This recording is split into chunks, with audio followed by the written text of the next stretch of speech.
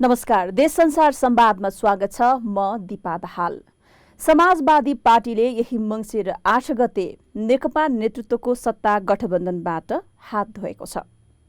प्रधानमन्त्री केपी शर्मा ओलीले दिएको आश्वासन अनुसार 20 महिनासम्म ऐन संशोधन लगायतका मागहरू पूरा नभएको भन्दै समाजवादी पार्टी सरकारबाट बाहिरिएको हो। उसको अबको बाटो के? एउटा प्रबल प्रतिपक्ष बन्छ कि फेरि पनि सत्ताको लागि अगाडि बढ्छ? अनि प्रदेश 2 मा नेकपा सरकारसँग सहकार्य गर्न तम्सिएको राजपासँगको उसको समीकरणले निरन्तरता पाउँछ कि अब फेरि अरू केही हुन्छ? यस्तै प्रश्नहरूको जवाफ खोज्दैछौँ आजको देश संसार संवादमा समाजवादी पार्टीका एक नेता र भर्खरै शहरी विकास मन्त्रीबाट राजीनामा दिनुभएका मोहम्मद इस्तियाक राईसँग। स्वागत छ यहाँलाई देश संसार संवादमा। धन्यवाद। सरकारबाट तपाईहरू बाहिरिए लगतै अनेक कोणबाट टिक्का टिप्पणी भइरहेको छ। खास गरी तपाईहरू आफ्नै लागि सरकारबाट बाहिरिनु भयो या जनताका लागि बाहिरिनु भयो भन्ने प्रश्न पनि उठेको छ। म यहाँबाट संक्षिप्त जवाफ चाहन्छु। तपाईहरू किन सरकारबाट बाहिरिनु भयो? प्रश्न छ, विगतमा हामी सरकारमा सहभागी हुनुभन्दा पहिल्यै 2 बुन्दे सहमति सरकारसँग गरेका थियौँ। त्यो सहमति अनुसार नै हामीले संविधान संशोधनका लागि एउटा विज्ञ समूह बनाउने भन्ने ड्राफ्ट सहित हाम्रो पार्टीका अध्यक्ष र नेतृत्व गरिरहनु भएको मन्त्री परिषदमा उपेन्द्र यादवजीले चाहिँ प्रस्तुत गर्नुभयो। त्यो चाहिँ अगाडि नबढेको कारण अब सम्बोधन हुँदैन भन्ने प्रश्न भइसके पश्चात सरकारबाट बहिर्गमन गरेका हौँ। त्यो 2 बुँदे सहमति कार्यान्वयन हुँदैन भन्ने खालको रियलाइजेसन अर्थात् रियलाइज तपाईहरूलाई कति बेला भयो? यदि पहिल्यै भएको थियो भने सरकार छोड्न त तपाईँहरूले ढिलो गर्नुभयो नि? होइन, पहिला के भयो भने हाम्रो सरकारमा सहभागिता हुने लगत्तै विगतका सरकारहरूले संविधान बनाइसके पश्चात 3 वर्षभित्र यो संविधान जारी भएको 3 वर्षभित्र फन्डामेन्टल राइट्सका कुराहरू कानुनहरू बनाएर लागू गर्नुपर्ने यो सरकारमाथि भार आइपुग्यो। हामीले फन्डामेन्टल राइट्सका कुराहरू त्यो चाहिँ आवास सम्बन्धी अधिकार जस्तै शहरी विकास मन्त्रालयमा स्वास्थ्य सम्बन्धी अधिकार, शिक्षा सम्बन्धी अधिकार लगायत अधिकारहरू सुनिश्चित गर्न लगभग झन्डै 6 महिनाभन्दा बढी टाइम लाग्यो। त्यसपछि पहिलो बैठक यानि यस संविधान मार्फत जारी भएको 72 को संविधान मार्फत भएको प्रतिनिधि सभाको पहिलो बैठकबाट 1 वर्षभित्र यस संविधानसँग बाझिएका कानुनहरू संशोधन गरिसक्नुपर्ने नत्र चाहिँ स्वतः खारिज हुने भन्ने व्यवस्था थियो। त्योलाई पनि चेन्ज गर्न झन्डै 1 वर्ष नै लाग्यो। त्योले गर्दा त्यो कुरामा हामी पहिला, किनकि जुन संवैधानिक सङ्कट खडा हुने स्थिति थियो त्यो गाँठो पहिला फुकाउनु पर्यो भने सरकारलाई त हामीले गएका हौँ भने साथ दिनै पर्थ्यो। त्यो गाँठो फुकिसकेपछि अबको अवस्थामा संविधान संशोधन बाहेक अरू त गाँठो फुकिसकेका छ भने संविधान संशोधनको प्रक्रिया, किनकि त्यो बेला पनि भएको थियो। पहिला हामीले बाध्यका कुराहरू संविधानसँग संवैधानिक सङ्कट खडा हुने कुराहरूलाई पहिला हामी पुगाउनुपर्छ, त्यसपछि संविधान संशोधन प्रक्रिया अगाडि बढाउँला भनेर चाहिँ कुरा थियो। त्यो अनुसार हामीले अब संविधान संशोधन प्रक्रिया अगाडि बढाउँ भन्ने हामी सरकारसँग चाहिँ भन्यौँ र त्यो नबढे निश्चित भएपछि अब संविधान संशोधनकै कुरा थियो। पहिला एउटा टिम बनाउने, टिमले के हो, किनकि सरकारले के भनेको थियो औचित्य र आवश्यकताका आधारमा के औचित्य हो, के आवश्यकता हो त्यसलाई संशोधन गर्ने एउटा टिम बनाउने कुरा मात्रै थियो। त्यो नबढे सुनिश्चित भएपछि हामी सरकारबाट बाहिरियौँ। तर संयोग कस्तो पर्यो भने केपी ओली, प्रधानमन्त्री केपी शर्मा ओलीले मन्त्री परिषद पुनर्गठन गरेपछि तपाईँको पार्टीको अध्यक्ष एउटा अर्को पदमा खुम्चिनु पर्यो, अर्को मन्त्रालयमा गएर खुम्चिनु पर्यो र त्यो खुम्चिएको कुराले चाहिँ पीडा भयो र त्यस कारणले चाहिँ सरकारबाट बाहिरिएको भन्ने कुरा छ। तपाईँहरू आफ्नो लागि सरकारबाट बाहिरिनु भयो कि जनताको लागि बाहिरिनु भयो?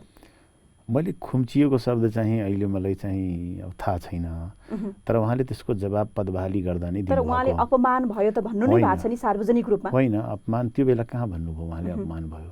दिल्लीमा पुगेर भन्नुभएको छ? होइन, दिल्लीमा पुगेर चाहिँ त्यो अपमान भयो भन्ने शब्द मैले सुनिनँ। उहाँ मैले के सुन्यो भने उहाँ दोस्रो यानि प्रधानमन्त्री पछि तेस्रो मर्यादा क्रममा हुनुहुन्थ्यो। तेस्रोबाट चौथो भएन, तेस्रोमै हुनुहुन्थ्यो। प्रधानमन्त्रीको प्रधानमन्त्री त्यो पनि तेस्रो मर्यादा क्रममा।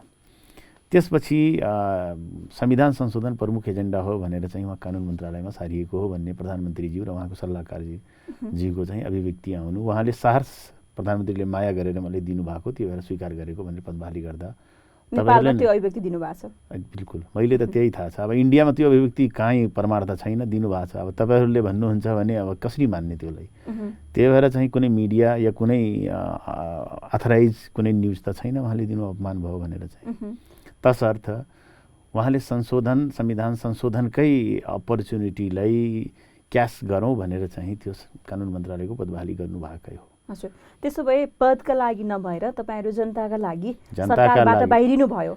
जनताका लागि या विगतका आन्दोलनबाट स्थापित भएका मुद्दाहरू सम्बोधन गर्नका निम्ति चाहिँ हामी सरकारबाट बाहिरिएका हौँ। अब कसरी माग पुरा गर्नुहुन्छ तपाईँले? सडकमा जनताले विश्वास गर्न सक्दैनन् भनिरहेका छन्, संसदमा तपाईँहरूको बहुमत पुग्दैन, पहिले जस्तो विश्वास कायम हुन सकेन, सरकारमा गएर चाहिँ अविश्वास देखायो पार्टीले भन्ने छ। मौका पाउन साथ सरकारमा जाने अनि मौका नपाउँदा मात्रै सडकमा आन्दोलन गरेर जनताको माग पुरा हुन्छ त? जनताले भन्छ नि दुवै पाटो हुन्छ, कुनै पनि चिजको एक पाटो हुँदैन। जनताले के खोजिया छ कुन बेला त्यसलाई हामीले सम्बोधन गर्नुपर्छ। मलाई लाग्छ तपाईँले पनि याद होला, अन्तरिम सरकार गठन भयो गिरिजाप्रसाद कोइरालाको नेतृत्वमा, स्वर्गीय गिरिजाप्रसाद कोइरालाको नेतृत्वमा। हाम्रो त एक सिट पनि थिएन त्यो संसदमा। त्यही 8 दल आन्दोलन गर्ने नेताजीहरूको पार्टीको सरकार थियो। हामीले आन्दोलनका जगमा त्यो बेला त्यो सरकारलाई अन्तरिम संविधानलाई पनि संशोधन गर्न र सम्बोधन गर्न लगाएका हौँ। जनताले के चाहेका छ, के रोजेका छ भन्ने चाहिँ बहुमत र सदनले चाहिँ निश्चित गर्दैन। उपयुक्त कुराहरू, जेन्युन कुराहरू र जनताले चाहेका उपयुक्त मागहरू राज्यले सदनबाट होइन आवश्यकताका आधारमा सम्बोधन गर्नुपर्छ भन्ने मान्यता हो र भएको पनि इतिहास छ। यो नेपालकै होइन, विश्वकै हामी इतिहास हेरौँ भने त्यो प्रमाणित भइसकेको हो। तसर्थ मलाई लाग्दैन भने किनकि हामी संसदीय अभ्यासमा छौँ। जब हामी निर्वाचनमा भाग लियौँ, बहिष्कार गरेको भए किन गर्यो भनेर प्रश्न हुन्थ्यो। हामीले चाहिँ बाटो नै रोज्न खोजेका होइनौँ भनेर चाहिँ हामीले गणतन्त्र र लोकतन्त्रलाई समाप्त पार्न खोजेको हौँ। हामीले त्यही भएर संसदीय अभ्यासलाई रोज्यौँ, निर्वाचनमा भाग लियौँ। निर्वाचनमा भाग लिएपछि 2 नम्बरमा हाम्रो सरकारै गठबन्धनको बन्यो भने बनाउनु पर्छ नि। अहिले संविधान संशोधन हुन्छ भनेर 2/3 नपुगिकन हुँदैन।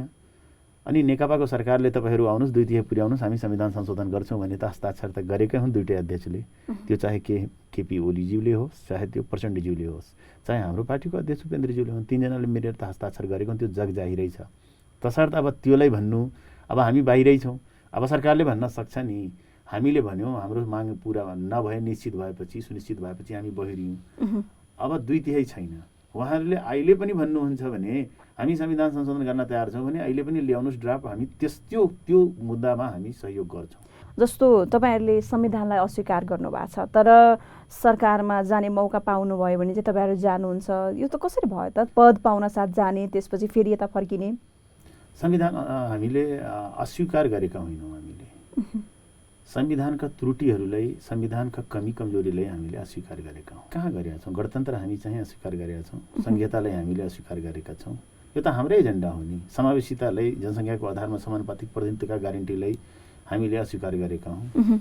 त्यो भएर चाहिँ हामी त्यो चाहिँ अहिले भन्छ नि हामी समृद्ध संविधान बनाउनका लागि हामीले सम्झौता गरेका हौँ। त्यही संविधान त खोस्टो होइन भनेर भनेका होइनौँ हामी। त्यसर्थ चाहिँ के हो भने त्रुटिपूर्ण कुराहरूलाई संविधानले पनि प्रष्ट रूपमा अधिकार दिएको छ। अभिव्यक्ति स्वतन्त्रताका कुराहरू भनेको छ। हामीले आफ्ना मागका तहत जे पनि 4वटा कुरा असंशोधनीय छ नि संविधानमा, बाँकी कुरा त संशोधनीय हो भनेर त संविधानले नै भनिएको छ। अनि त्यो कुरा उठाउन पाउने कि नपाउने? त्यही भएर चाहिँ जुन संविधान, जुन देशमा हामी बसेका छौँ, जुन देशको संविधानले भनिएको छ 4वटा असंशोधनीय हो, बाँकी संशोधनीय हो भन्ने त कसरी नजायज हो नि। अनि त्यो 4वटा बाहेकै कुरा हामी संशोधन गर्न भनेछौँ। हामी त्यो 4वटा कुरामा चाहिँ अब संहिता, गणतन्त्र, लोकतन्त्रको कुराहरू छ नि, जनतामा निहित सार्वभौम सत्ताका कुराहरू छन्। त्यो चाहिँ हामीले कहाँ भनेका छौँ? जनताबाट चाहिँ राजामा निहित हुनुपर्छ कि जनताबाट चाहिँ तपाईँको सार्वभौम सत्ता जानुपर्छ, गणतन्त्र मास्नुपर्छ भनेर भनेका छैन। हजुर, एउटा तपाईँहरूले लामो समयदेखि उठाउनु पनि भयो र यो विषय अलि चर्चित पनि छ। नागरिकता ऐन संशोधनबाट तपाईँको पार्टीले के प्राप्त गर्न खोजेको? अलिकति स्पष्ट पारिदिनुहोस्। होइन, यो जनताको आवश्यकता र औचित्यका आधारमा हो। किनकि 8 दलीय सरकार जसमा अहिलेको नेकपा भन्नुहोस् न दुईटै, त्यो चाहे माओवादी भन्नुहोस् चाहे पूर्वका एमाले भन्नुहोस्, 8 दलले नै त अन्तरिम संविधानमा नागरिकता सम्बन्धी ऐन 2063 त जारी गरेको हो नि। उहाँहरूले नै वितरण गर्नुभएको हो नि। अब अहिले चाहिँ मैले बुझ्नै सकेको छैन। मान्छेले भन्छन् सबै भारतका मान्छेहरू आए, देशलाई समाप्त पार्न जाली नागरिकता बन्यो, जोखिम छ भन्छन्। तर अस्ति वंशजकै नागरिकता चाहिँ तपाईँको पहाडसँग मान्छेसँग फेस मिल्ने मान्छेको झापैमा कान्तिपुरको हेडलाइन हेर्नुभयो होला नि, जाली नागरिकता प्राप्त गरेको। नागरिकता बन्यो कहाँबाट कति बन्यो? कास्कीमा सबैभन्दा बढी झापामा बन्यो, त्यसपछि इलाम बन्यो र कास्कीमा मधेसियाले बनाएका हुन्। तिब्बती शरणार्थीलाई नागरिकता बाँडियो, त्यो राष्ट्रियता रे। सिक्किम र दार्जिलिङका मान्छेले ल्याएर चाहिँ झापामा 50-60 हजार नागरिकता बाँटियो रे, त्यो राष्ट्रियता रे। मैले हाम्रो पार्टीको भने के हो भने जाली नागरिकहरू जो कि भारतीय छन् भने नागरिकता बनाएछ भने त्यो नागरिक होइन, त्यो अधिकारीले प्रदान गर्ने र त्यो दलका नेताहरूलाई पनि प्रदान गर्ने। किनकि त्यही 8 दल थियो, त्यो 8 दलमा त 4-5 वटा अहिले त्यही सरकारसँग छ नि। त्यस्तालाई कारबाही हुनुपर्छ, त्यस्ता नागरिकको नागरिकता जफ्त गर्नुपर्छ। हामी कुनै पनि हालतमा भारतीय नागरिकलाई नागरिकता दिएको हामी विरोध गर्छौँ, कडा विरोध गर्छौँ। तर नेपालमा बसिसकेको कानुनी रूपमा मान्छेलाई नागरिकता दिइसके अहिले के अवस्था छ थाहा छ तपाईँको? तराई मधेसको अवस्था। बाबुले नागरिकता पायो, उसको बुढीले पाएको छैन, बच्चाले पाएको छैन, हाई स्कुल पास छ, नागरिकता छैन, कहाँ नाम लेखाउन जाने? बिना नागरिकता उसको एडमिसन भइरहेको छैन, बिना नागरिकता उसले शैक्षिक अधिकारबाट वञ्चित छ। त्यो पीडा हेर्नु भएको छ तपाईँले? होइन भने त्यसलाई रद्द गरिदिनु पर्यो, लखेडिदिनु पर्यो हामीले। हो भने त नागरिकता त्यो दिनु पर्यो नि। किनकि यही सरकारका नेतृत्व गरेका व्यक्तिहरू त विगतमा सहमति गरेर नागरिकता ऐन 2063 त ल्याएका हुन् नि। तसर्थ मेरो भनाइ के छ भने उपयुक्त र औचित्यका आधार होइन, यहाँ बसेका नागरिकहरू 2063 नागरिकता ऐन 2063 ले व्यवस्था गरे बमोजिम त्यो अनुसार पाउनुपर्छ। अहिलेको संविधानले के भनिएको छ भने कुनै पनि नेपाली नागरिकलाई नागरिकताबाट, नागरिकता अधिकारबाट या देशको नागरिकताबाट वञ्चित गरिने छैन भन्ने नागरिकता सम्बन्धी अधिकारमा एक लाइन सबैभन्दा माथि लेखेको छ। त्यो मान्ने कि नमान्ने, त्यो रङ्गका आधारमा एउटालाई औँला उठाउने होइन, नागरिकता जुनून के छ भने त्यो हेर्नुपर्छ। मैले अब म अलिकति प्रसङ्ग बदल्न चाहन्छु। खास गरी तपाईँको पार्टीले डाक्टर बाबुराम भट्टराईको नेतृत्वलाई पनि स्वीकार गरेको छ र यो कतिको सैद्धान्तिक हो अनि कतिको रणनीतिक हो भन्ने प्रश्न पनि उठिरहेछ। अनि तपाईँको पार्टी चाहिँ मधेसमा मात्र केन्द्रित भयो, बाहिर चाहिँ यसले आफ्नो अस्तित्व चाहिँ कायम गर्न सकेन भन्ने आरोप पनि छ। यसलाई चाहिँ तपाईँले कसरी खण्डन गर्नुहुन्छ? होइन, 77 जिल्लामा त हाम्रो पार्टी छ नि। भोट अहिले नै भइहाल्छ भन्ने हुँदैन नि। कुनै पार्टी स्थापना हुँदा माओवादी त 2टा लट्ठी र एउटा चाहिँ भरुवा बन्दुकको भरमा त स्थापना भएको हो नि। देशै कब्जा गर्न पुग्यो नि। अब त्यसले आकलन गर्ने त्यो बेला अब 51 सालमा स्थापना हुँदा एउटा लट्ठी र 2टा भरुवाको भरमा चाहिँ स्थापना भएको पार्टी देश कब्जा कसरी गर्यो भनेर भन्न मिल्छ? तपाईँको अहिलेको एमाले चाहिँ मुड कटुवा हुन् रे, सबै चाहिँ 50 वर्ष नागेका मान्छे मारिदिन्छन् भनेर भन्ने, कम्युनिस्टहरू आयो भने त बर्बाद हुन्छ अरे भन्ने एक जमाना थियो नि। तपाईँको बहुदल भन्दा पहिल्यै थियो नि। राज्यले प्रतिबन्ध लगायो, दुनियाँ लगायो, कुनै कुनै जिल्लामा त भोटै पाउँथिएन नि, तपाईँको खाता पनि खुल्थिएन। तर अहिले देशमा त नेतृत्व गर्न पुग्यौँ नि।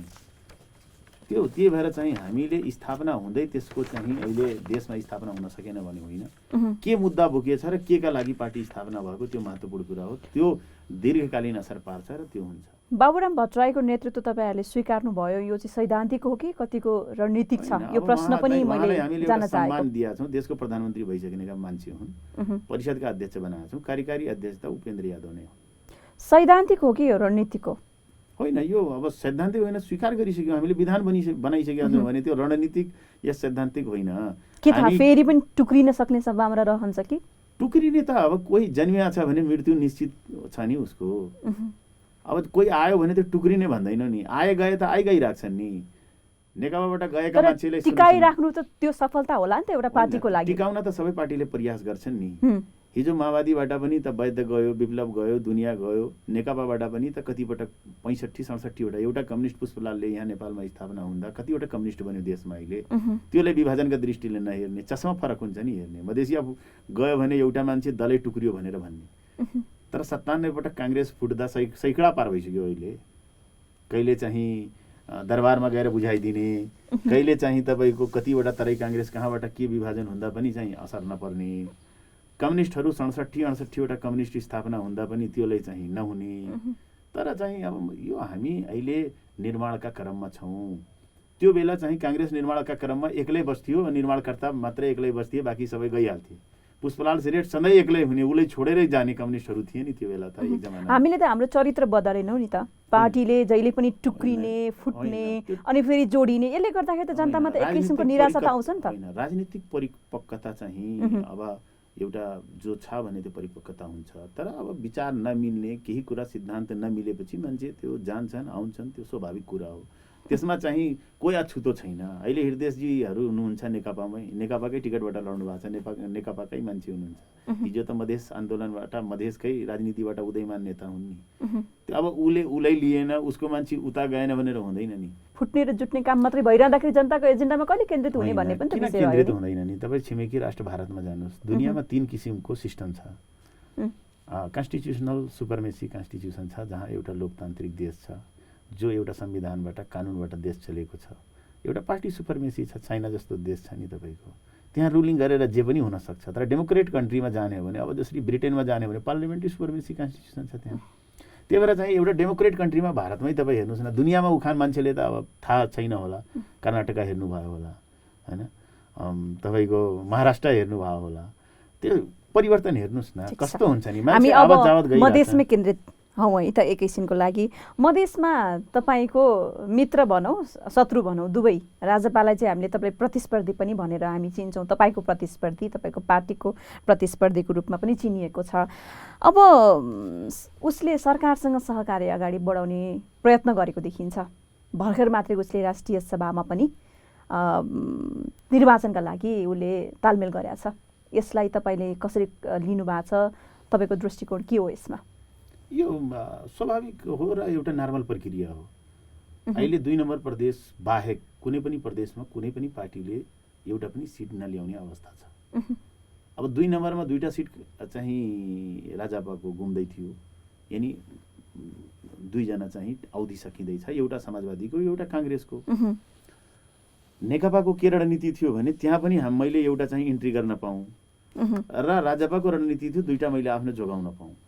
हामीसँग उसले सहकार्य गरेर गएको खण्डमा त सबैभन्दा ठुलो नेकपा पश्चात हामी ठुलो दल हौँ। हामीलाई 2टा चाहियो, हामीलाई 2टा चाहियो भने ऊ र काङ्ग्रेसलाई एउटा एउटा भएपछि मान्नुहोस् न, एउटा हामी काङ्ग्रेससँग सहकार गरेर गयो भने त एउटा पाउँथ्यो, उसको त एउटा घाटा हुन्थ्यो।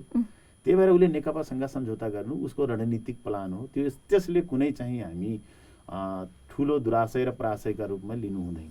तर तपाईँको पार्टी र राजपा बीच चाहिँ सम्बन्ध विच्छेद हुने र नेकपासँग चाहिँ सहकार्य हुने सम्भावना तपाईँले देख्नुहुन्छ कि देख्नुहुन्न? बुढाबुढी जस्तो सम्बन्ध होइन कि सम्बन्ध विच्छेद भएपछि चाहिँ त्यो नजोडिने अवस्था हो। पोलिटिक्स अहिलेको अवस्थामा तपाईँले कसरी विश्लेषण गर्नुहुन्छ? त्यो सम्भावना छ कि छैन? राजनीतिमा कोही चाहिँ स्थायी शत्रु पनि हुँदैन, स्थायी मित्र पनि हुँदैन। तसर्थ राजपासँग एकीकरण हुँदैन भन्ने चाहिँ भनाइसँग म सहमत छैन। यो नर्मल प्रक्रिया हो। भोलि मैले मानेसम्म यो नर्मल प्रक्रिया हो। एकीकरणले यसलाई केही बाध्यता पार्दैन।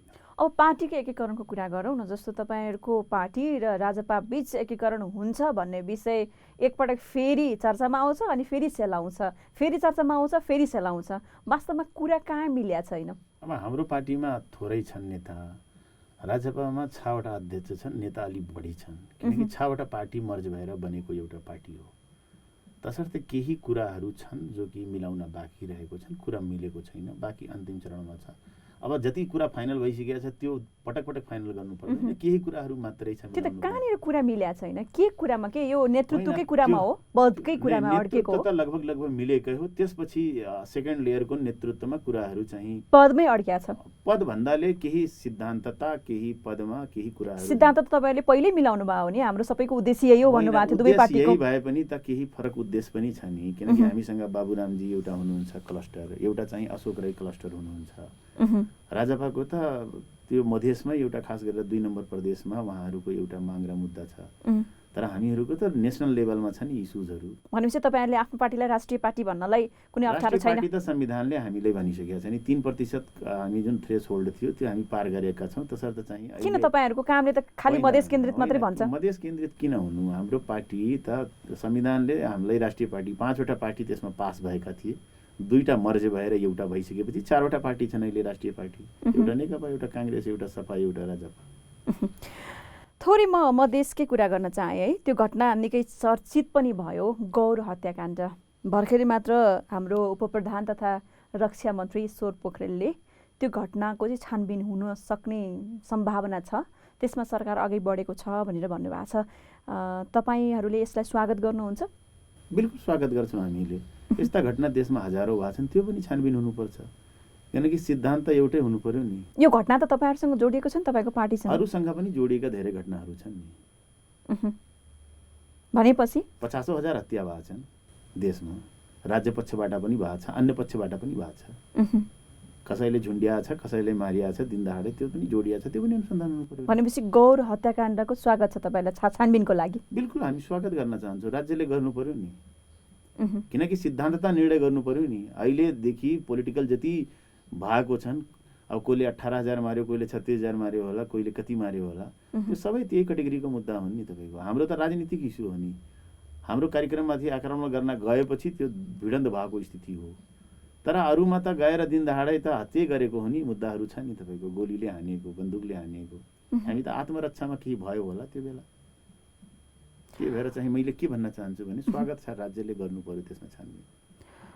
म दिविदा लिँदैन, तर उप प्रधानमन्त्रीजीले मेरो अहिलेको उप प्रधानमन्त्रीजीलाई मेरो चाहिँ विशेष आग्रह छ, उहाँले यो पनि गर्नु पर्यो र सिद्धान्तता अरू पनि को पर्नुहुन्छ भने त्यो पनि ख्याल गरेर गर्नु पर्यो।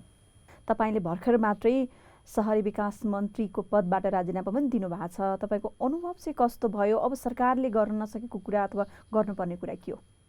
होइन, राज्यले जुन सरकारले, मैले अब सहरी विकास मन्त्रीको रूपमा हेर्दाखेरि मैले आफ्नो मन्त्रालयबाट धेरै कामहरू हुन नसकेका 2 दशक 2.5 दशकभन्दा पहिलादेखि अड्किएका कामहरू, जसरी संसद भवनको कुरा हो, त्यो 55 सालमा निर्णय भयो, अहिलेसम्म निर्माण प्रक्रिया अगाडि बढेका थिएन।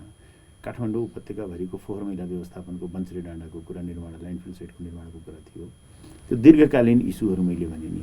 बाँकी त अब मन्त्री क्वार्टर, मुख्यमन्त्री लगायत संहितालाई चाहिँ बलियो पार्नका लागि सम्पर्कीय कार्यालयहरू, प्रधानमन्त्री रेजिडेन्सहरू, त्यस्ता कुराहरू त धेरै भयो। तपाईँको चित्त नबुझेको कुरा के हो? सरकारमा तपाईँ पनि आफै सहभागी भएर आउनुभयो, सरकार सञ्चालनको प्रक्रिया। मलाई चित्त नबुझ्ने केही कुरा छैन। मैले प्रस्तुत गरेका र मैले चाहिँ लगेका एजेन्डाहरू नीतिगत रूपमा अगाडि बढेका छन्। मैले समग्रमा भन्न खोजेको तपाईँको आफ्नो कार्यक्षेत्रभन्दा बाहिर। अब कार्यक्षेत्रभन्दा बाहिरमा बोल्न पनि बोल्दैन, तर एउटा नेताको हिसाबमा अब तपाईँहरू प्रतिपक्ष भइसक्नु भएको छ, त्यसको हिसाबमा प्रतिपक्ष हुने बित्तिकै प्रतिपक्ष जस्तै प्रस्तुत हुँदैन नि। राम्रो कामको हामी प्रशंसा पनि गर्नुपर्छ, प्रतिपक्ष भएर पनि नराम्रो कामको हामी चाहिँ आलोचना पनि गर्नुपर्छ। त्यो चाहिँ राजनीतिक विकास हुनुपर्छ भन्ने मेरो मान्यता। हामी यो संवादको अन्तिम चरणमा आइपुगेका छौँ। म अब तपाईँलाई अन्तिम प्रश्न नै राख्न चाहन्छु। समाजवादी पार्टीले अब कस्तो बाटो रोज्छ? मैले भन्दाखेरि हाम्रा पार्टीका नेताजीहरूले प्रष्ट रूपमा अस्ति प्रेस रिलिज मार्फत नै त्यो कुराहरू भनिसकेका छन्। कुनै पनि डेमोक्रेट कन्ट्रीमा हामी सदनभित्र एउटा रचनात्मक भूमिका निर्वाह गर्छौँ। राज्यको राम्रो कामको हामी प्रशंसा गर्छौँ, समर्थन गर्छौँ, नराम्रा कामहरूलाई चाहिँ हामी रोक्छौँ, त्यसका चाहिँ हामी रोक्ने प्रयास गर्छौँ र सदनबाट त्यस्ता हामी पारित हुन दिन्नौँ र आफ्नो मागहरू र आफ्ना एजेन्डाका बारेमा हामी सदन र सडकमा हामी सङ्घर्षरत हुन्छौँ भन्ने प्रष्ट रूपमा नीति लिए। सडक कतिको तताउनुहुन्छ अब? होइन, त्यो रणनीति सडक भनेको अब फट्टा लिएर आन्दोलनै गर्ने, बन्द गर्ने भन्ने हुँदैन। पहिला हामी रणनीतिक रूपमा अगाडि बढ्छौँ। अब जसरी जसरी आवश्यकता हुन्छ भन्ने कसरी आन्दोलन हुने पहिलादेखि निर्धारित हुँदैन नि। त्यो त राज्यले निर्धारण गरिदिने हो। आन्दोलनको स्वरूप कसरी हुने हो, उसको चाहिँ रूप कसरी हुने हो भने त राज्यले निर्धारण गर्ने हो नि। मान्छे शान्तिपूर्वक आन्दोलन गर्दैछ भने अब त्यसलाई अशान्तिपूर्वक बनाउने हो कि शान्तिपूर्वक त्यसलाई चाहिँ सम्बोधन गरिदिने हो भने राज्यमाथि भर पर्छ। हस्, यहाँलाई धेरै धेरै धन्यवाद। आज हामीले समाजवादी पार्टीका नेता मोहम्मद इस्तियाक राईसँग समसामयिक विषयमा छलफल गर्यौं। खास गरी समाजवादी पार्टी सरकारबाट किन बाहिरियो र अब उसको रणनीति के हुन्छ। आगामी विषयमा यस्तै छलफल लिएर उपस्थित हुनेछौँ। तबसम्मको लागि बिदा माग्छौँ। नमस्कार।